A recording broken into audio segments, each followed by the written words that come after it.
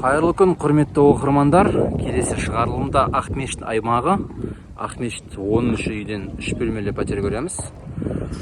Бұл үйіміз 1987 жылы салынған материалы панельді.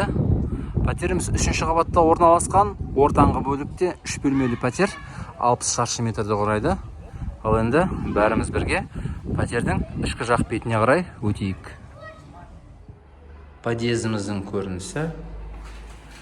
Bir пролетта 3 пәтерден біздің пәтеріміз оң жақ бетінде. Пәтеріміздің кіреберіс бөлігі. Кіреберістен солға қарай үйдің бірінші жатын бөлмесі орналасқан. Үйдің жөндеуі өте жақсы. Қабырғаларымыз түс қағазбен, еденіміз ламинатталған.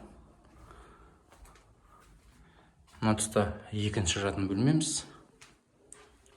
Бөлмелер жарық. Пәтеріміз 60 шаршы метрді құрайды. Орталық бөлікте орналасқан. Мына тұста үйіміздің қонақ күту бөлмесі. Мінекей. Өте жақсы ұқыпты жөндеу. Қонақ күту бөлмесінің төрінде пәтердің лоджиясының жалғасы орналасқан. Ара жақ басында ас үй арқылы кіреді.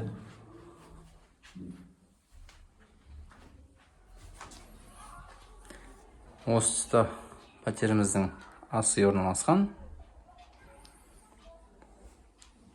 Ас үйіміз кең.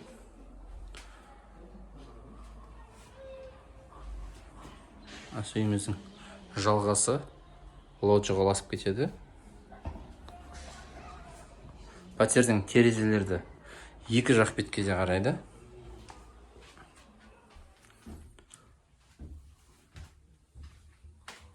Мына тұста пәтердің санитарлық торабы бірге орналасқан.